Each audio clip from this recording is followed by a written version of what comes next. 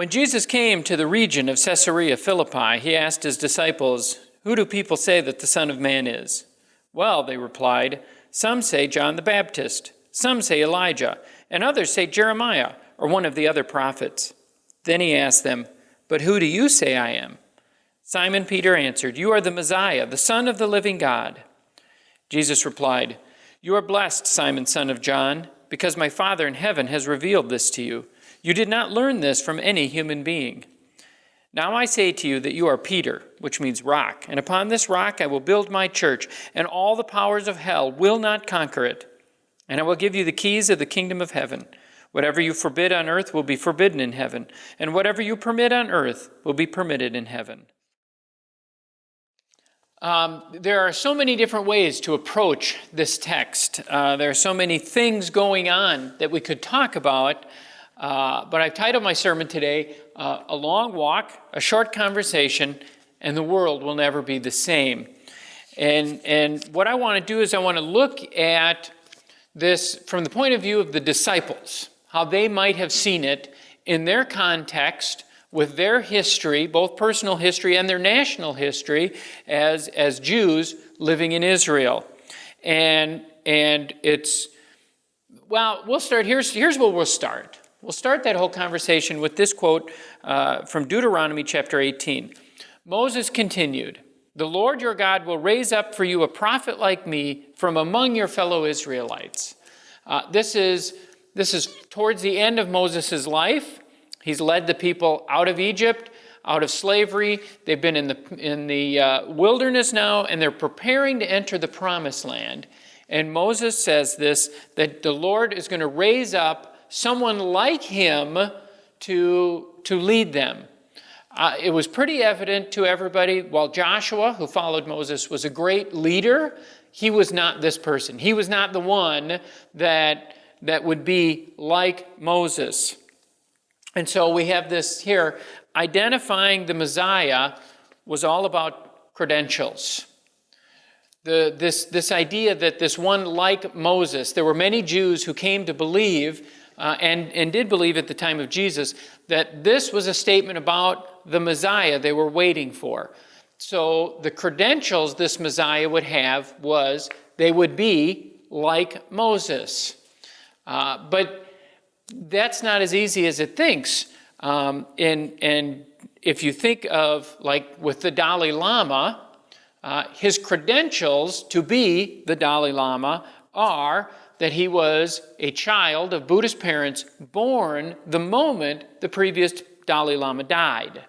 That's his only credentials. That because the Buddhists believe that when someone dies, the soul migrates to the next person. So the person who's born right after the Dalai Lama died, they believe their soul goes into that person. And so it's to them, from their reasoning, it's the same person in a different body. And so they know, from the moment that child is born, they know that's the Dalai Lama. All their life, that child growing up knows, I am the Dalai Lama. Not so easy to identify a Messiah when all we have is this cryptic statement that Moses says they're going to be like me. And so we have to look at those credentials. What does it mean to be like Moses to help us identify who the Messiah will be? We have another quote here to help us along. It says from Exodus, "Inside the tent of meeting," that's the tabernacle, "the Lord would speak to Moses face to face as one speaks to a friend." So Moses knew the Lord in a different way, on a different level than other people. So this Messiah, this one to come, would know the Lord in different ways than your average person. And you remember from last week's sermon, flashback slide here from 1 Corinthians, Paul wrote, "For now we see in a mirror dimly, but then we will see face to face. Now I know only in part, then I will know fully, even as have I been fully known." So what Paul is saying here is now we know God in one way, but when we're in our resurrected bodies, we will know God in a different way, in a more complete way as the difference between looking in a mirror, and by mirror he means just a shiny piece of metal, not a glass mirror, by looking in this distorted, shiny piece of metal as opposed to face, when in our resurrected bodies we will know God face to face. Like Moses, the only person ever to already know God face to face. As it said in the book of Exodus, he spoke to God as someone speaks to a friend face to face. So that's the first criteria here on this Messiah, is their intimacy with God, or their relationship with God, is just going to be a step up from anyone else. But there's another passage here at the very end of Deuteronomy. This is Deuteronomy chapter 34. There's never been another prophet like in Israel like Moses, whom the Lord knew face to face. The Lord sent him to perform all the miraculous signs and wonders in the land of Egypt against Pharaoh and all his servants and his entire land. With mighty power, Moses performed terrifying acts in the sight of all Israel. So we have here, not only is this Messiah going to know God just on a whole nother level from anyone else, but he's going to do these mighty acts in front of everybody. Not in secret, but for everybody to see. Now think from the disciples' perspective. We know from the beginning of the Gospel of John that most of the disciples knew each other. And they were actively waiting for a Messiah. That's the statement is, do you suppose he could be the one? Right from the very beginning, they're thinking, maybe Jesus is the one. And so now, they've been with Jesus for a while, a couple of years. And it says in our passage here, they went to Caesarea Philippi. Now this is very significant in the flow of the story. It doesn't, for us so much, it's just another town in that area. But it's very significant at that time. If we got a map here. In this map, it says, you can see where Jesus spent most of his time down there. There was about a 10-mile stretch on the Sea of Galilee where Jesus spent most of his time, the northwest shore of the Sea of Galilee. He traveled away a few times down to Jerusalem and some other places, but that's the majority of the time was right in that area. 20 miles north, a little bit to the east, as the crow flies, is this town, Caesarea Philippi. It's not in Israel. It's in a whole different region, never been part of Israel. And 20 miles as the crow flies, that's quite a bit further on foot as you're walking on winding roads. And it is a town that is thoroughly pagan.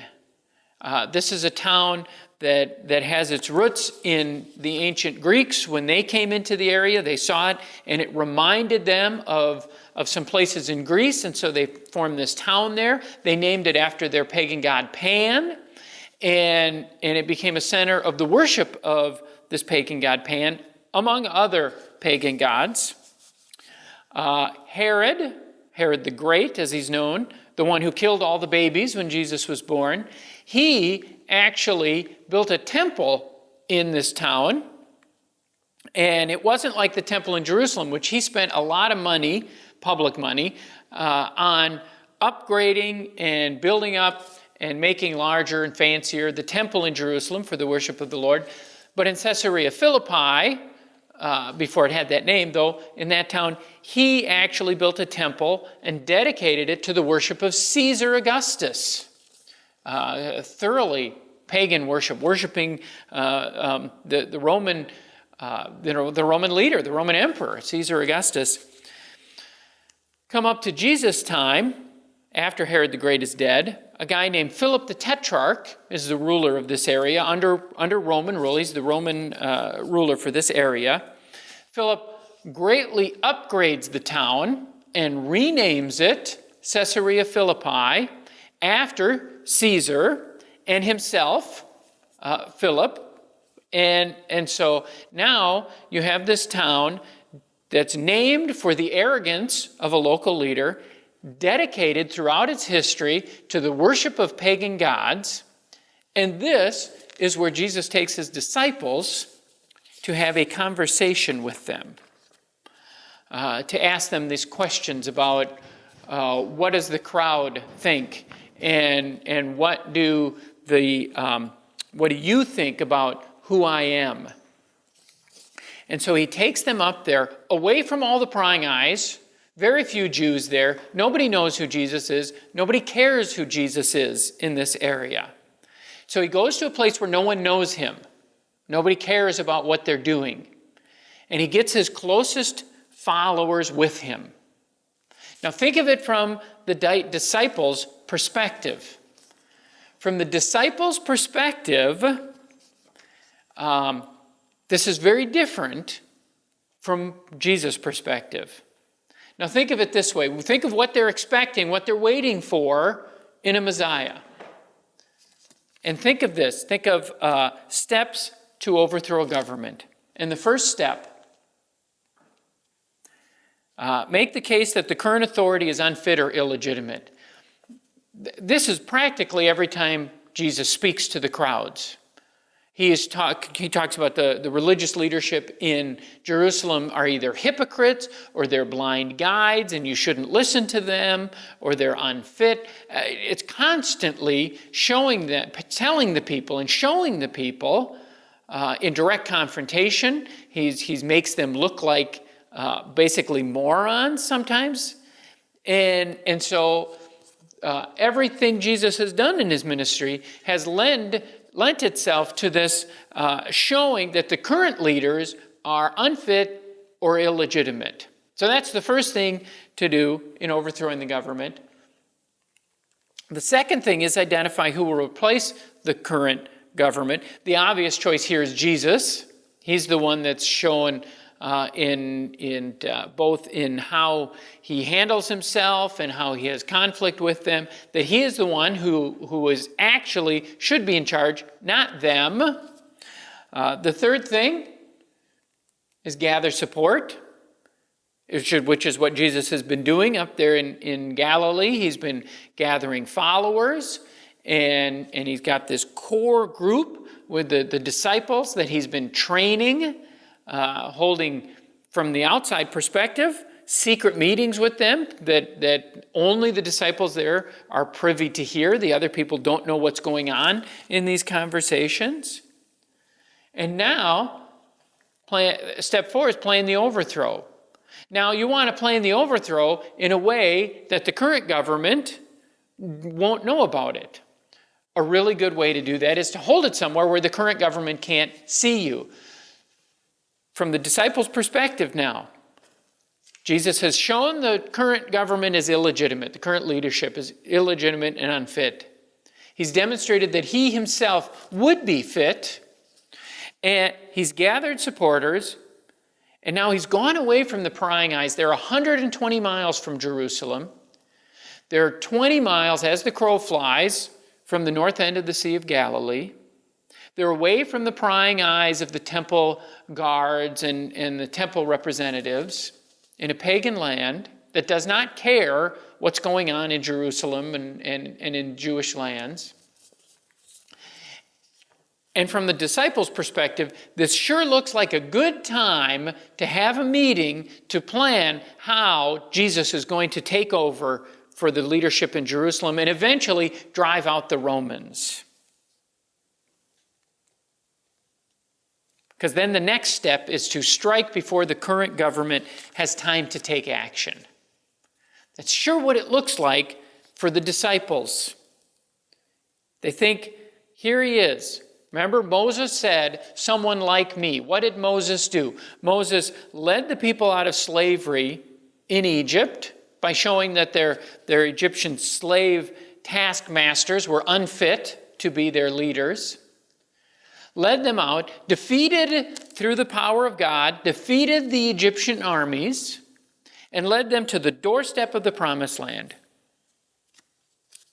So they're thinking, here's Jesus. He fits the bill. He's the one. He seems to know God on another level from other people. Seems to know things about God nobody else knows. He does these mighty acts of power. And from the outsider's perspective, he's so powerful, he almost seems to do miracles by accident. Remember the woman who sneaks up and touches his cloak and she's healed.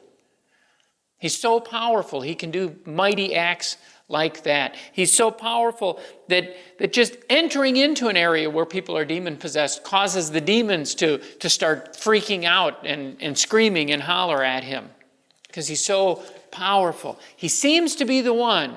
So now it's time to make a plan to go to Jerusalem and overthrow the current leadership. Everything is in place. I want to put up a quote here from a book that is an unlikely book and an unlikely quote from an unlikely author to use in a sermon in a church. It's an important and popular fact that things are not always as what they seem. For instance, on the planet Earth, man had always assumed that he was more intelligent than dolphins because he had achieved so much. The wheel, New York, wars, and so on, whilst all the dolphins had ever done was muck about in the water having a good time. But conversely, the dolphins had always believed that they were far more intelligent than man for precisely the same reasons. This is from a book called So Long and Thanks for All the Fish. It's the last book in the Hitchhiker's Guide to the Galaxy series of science fiction books by Douglas Adams. And I put it there to show that in this book, people think they're smarter than dolphins because they look at all they've accomplished and they say, we must be smarter than them. Dolphins look at their lives and how they get to spend all their time frolicking, mucking about, as he says, in the ocean and say, we are so much smarter than people. They're up there wasting their time on the land, creating machines and having wars and doing all these things. We get to have fun all day, all our lives. And so, same situation, same circumstances, two groups see their conclusions about what's going on and their role in what's going on completely different. If you go way back to the movie Dr. Zhivago, if you ever saw that, that there's one scene where Zhivago and his mother-in-law are up on a balcony watching people come down, these peasants who are just oppressed. This is back in the days when the Tsars ruled Russia. And these peasants are just brutally oppressed by the Tsar. And they're carrying signs that say things like peace and freedom and equality and bread. And Zhivago's mother-in-law, who they're quite wealthy, is standing on the balcony looking out at these people. She says, oh, what wonderful words. She doesn't understand that these words actually mean revolution, and they want all these things at her expense. She doesn't get that. Same situation, same words, completely different perspective on what's going on. And I think this was 2 weeks ago, sermon 2 weeks ago. Jesus just walked on the water. Peter momentarily walked on the water and then sinks. And so Jesus reaches and gets Peter out of the water. They get back in the boat. And when they get back in the boat, it says this passage, it says, you really are the Son of God, they exclaimed. I put the in parentheses there because in the original Greek in which Matthew wrote, the is not there. In the Greek, literally, it says, you truly or really are Son of God. That's all it says. It's not a statement of faith. It's a statement of shock and awe. They are in awe of this guy who just walked on the water. And he just had Peter walk a little bit on the water until Peter lost his nerve and then put it back in the water, in the boat. And they are just in awe of who this guy is. But now we look at what Peter said here in the confession. He says, you are the Messiah, the Son of the living God. Now this is a proper confession. He is the Messiah. The definite article is right there in the Greek, the Messiah. He's the one they've been waiting for. He's the one they associate with what Moses said about the Lord raising up someone like me. He is the Son, not even a son, but the Son, because even Caesar claimed to be a son of God, a son of a God, but they said, you are the Son of the living God. Not a dead God like those statues in the pagan temples and those idols, but the living God. The same God that used Moses to deliver them from Egypt. The same God that would send this person like Moses. They say, not only are you the one like Moses, but you are the very Son of the living God. And so we see a proper confession. But the problem is, from the disciples' perspective, what this confession meant was the current authority in Jerusalem is illegitimate. Jesus would be the legitimate authority. He's gathered a group of followers around him. He's brought them to Caesarea Philippi to plan the overthrow, and then they're going to march on Jerusalem and strike before the current government has a chance to respond, react, and prepare. That's from the disciples' perspective what's going on here. We're going to pick it up next week. We're going to see from Jesus' perspective why they got the confession right, but everything about what that confession means wrong. So let us pray. Father in heaven, we give you thanks this day that you sent your Son to us to live among us, to experience life, not because he needed to experience our life, but so that we could know he knows what we're going through in our lives. And we give you thanks that he didn't come just to be a political liberator of the first century, but he came to liberate us from the bondage to sin, death, and the devil in this life and for all eternity. And we give you thanks for that in Jesus' name. Amen.